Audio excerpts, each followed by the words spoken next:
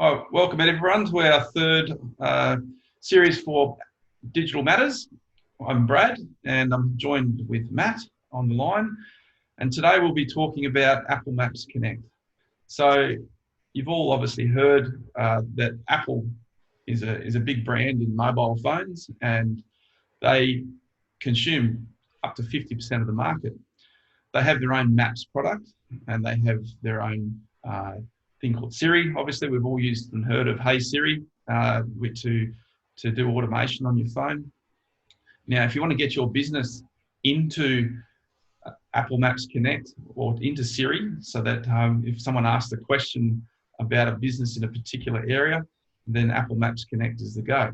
So I'll get started by the easiest way to obviously find out about Apple Maps and Apple Maps Connect is to Google it. And, you know, I've obviously here in my search, you can see on my screen that, if you Google Apple Maps Connect, up it comes and it's this mapsconnect.apple.com. You'll then need to sign in. Now, you need an Apple ID for this. If you haven't got an Apple ID, you need to get one. So that's an unfortunate thing with all of these sorts of things, is that you need to be able to log in with the vendor, in this case, Apple's details. I've actually logged in on an iTunes account then? Yeah, well, iTunes is no longer really. This is the thing with Apple, that everything's about having an Apple ID, which gets you across all the different Apple products. So obviously once you register for this, I'd suggest using a business email address if it's something that's going to be common. If you're getting one of your staff members to do it, use a business generic email address so that you can retain that if a staff member decides to leave or anything like that, and you can still maintain your business listing. Just to be clear there, Brad, so if I had an iTunes account from years ago, that it's one and the same thing. So your Apple ID, it's now called Apple ID. That's right. Same as it used to be your iTunes login details, let's say. Okay. A lot of people struggle with recovering these things and looking after them. But as I suggest with the business listing, it's like anything, use a business email address for it that you can continue to have access to. One of the biggest things we see as an IT firm is people get these things and they get one of their staff members to do it. Staff member uses their own email address. The staff member leaves or something happens, and then they've lost access to that listing. And it occurs with all the other products as well. So I recommend that you either create an email account called marketing or something like that, or just use, a business owner's email address to sign these things up so that you know that you can sort of gain access to them and keep them working. So I've logged in and, sign me out. Look at that, hey? There you go. So I'll quickly log in again. I did log in and it doesn't like that save password. That's okay. Zoom hasn't got any keyloggers, I hope. I'm using, two-factor authentication with Apple. So it always asks me for this code that's obviously unique each time. So there's no security issue here because next time I log in, it'll be a different code. And as you can see, here is the places now. So it works a little bit similar to the way that Google works, in that you can have several places. Google calls them locations, I believe. And when you first log in, this is actually what you see. So if I had several locations, there'd be more listed down the page. So logging in to here, it's very simple. There's not the same features as Google. You've got your information, your location, your opening hours, and you can put your web links down the bottom there. Right, so right. Have you already put this in, or is it grabbed this from Google? No, I've entered all this long ago. Okay, so this is information that we're actually entering. Yeah, so and it obviously stays there, and you can obviously submit it for review if you make changes, and Apple would review it. So it's very simple in its makeup. As you see, you get to choose some categories, and you can. The big one here is obviously they want to know if you accept Apple Pay, and you can even order decals so that you can have them for your business to show that you accept Apple Pay. And goes through the same submission for review. The last time I submitted mine, it sort of said, oh, we're not happy with that.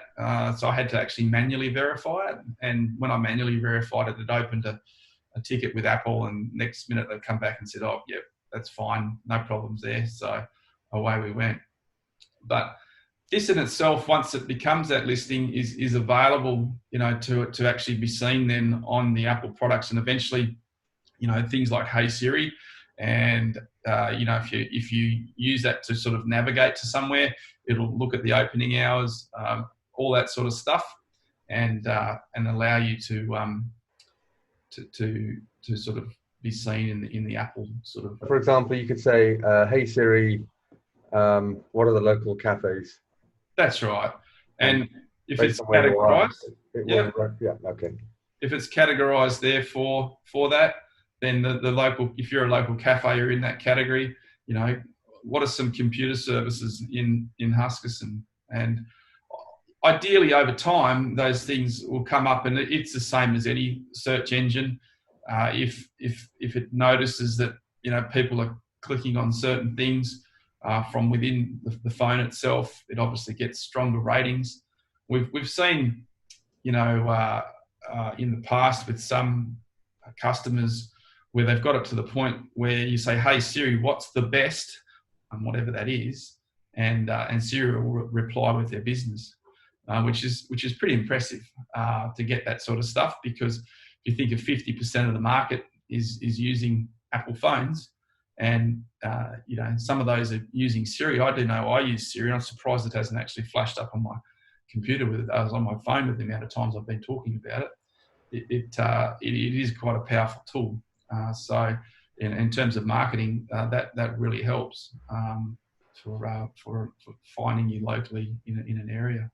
So just compared to Google My Business, so it doesn't have the ability to make posts, add photographs, have customer reviews. Not for me, it doesn't. And again, all I have in here is this. When I've made my business listing, again, you get to have if you've got an official app on the App Store, when you click on web links here, you can see I can put that in. We can put all our Twitter feeds and Facebook feeds and all that sort of stuff in there, and that's sort of where it comes to. I guess the Apple search engine potentially goes and looks at these links, uses that information from your Maps Connect to identify the type of business you are, and then it's used from there. So there's a little comprehensive help area there, which I can pop up, and you can obviously integrate your app with Apple Maps if you've got an app. So there's all sorts of obviously features, and it's all around the whole Apple, what we call it, the Apple sort of environment, that this product is centric, as it is with the Google side of things as well. It works very similar. This one's a bit more set and forget, whereas Google My Business, as we talked about the last few weeks, is very much interactive. Once a week, go in, post to it, maintain That's it, right. Yeah. stroke it, love it. Yeah. Whereas this is much more set and forget. That's right. So do it once, come back to it every now and again. Every now and again, you might need to change some things. They are, like, I've sort of read some posts that they are working on making this a better product, and there's obviously a whole range of things. You remember probably, if you've been an Apple user for quite some time, that there was a point in time where Apple paid Google for their maps, and then Apple went down the road of making their own maps, and this is the result. So it is still probably I feel a sort of not as a mature product, but you've got to remember the actual amount of people that have Apple phones means it's still an important part of your marketing product for your business. So I think it's really important to sort of get it listed. So and then obviously check on it every now and again as well. So I should be doing mine immediately after this call. So, yeah, it's funny. I guess I've stepped away from Apple. Yeah. Predominantly, just because I sold my soul to Google. Yeah. For that reason, it's not been the front of my mind to do this. But you're right. Yeah. If you think about the volume of smartphones out there, market share, and I'm assuming that there are lots of people who do use Apple Maps. Yep. And therefore, yeah, super important. So Yep. great advice. Absolutely. As there is, like we may venture into other areas as well as we sort of get down into this. I don't have an answer for that. There you go. There's something I can help with. Siri's chimed in. I'm here. She's there. This is not preempted, believe me. What can I do for you? All right, you've woken up the beast. She's been quiet now. There you go. So yeah, look, it is just another feature set. I mean, Alexa is obviously the Amazon assistant, and there's ways to get yourself listed in Alexa as well. And there's a myriad of these products out there, and obviously everybody uses them differently.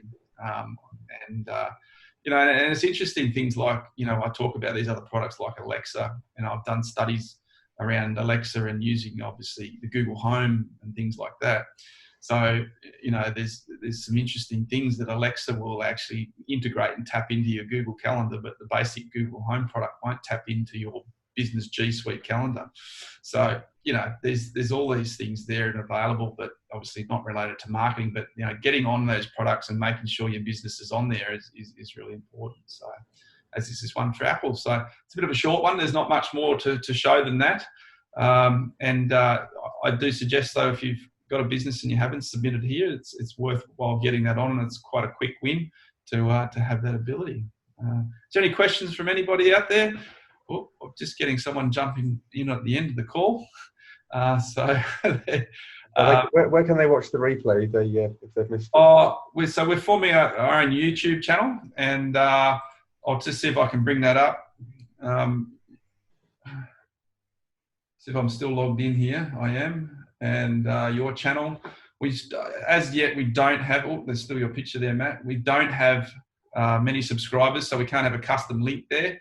But I can send that link out. And obviously, if everyone can subscribe to it, that'd be great. And once we get above 100, we should be able to get our own custom YouTube channel link, which, in another Digital Matters session, we'll probably go through this YouTube. We're very much new to YouTube channels. So, but, in doing so, we've obviously, found out how the process works. So we can talk about that another week. And that's it. So as at this point, probably next week, we'll start talking about the Google Search Console, which is part of sort of linking to your website. We'll be talking about that. So in our next sort of Friday thing at 10 o'clock, we'll start talking about that and how you can actually get that linked onto your website and actually view that. Powerful stuff. Okay, no worries. And thank you, everybody, and have a happy weekend, and we'll see you all in a week's time.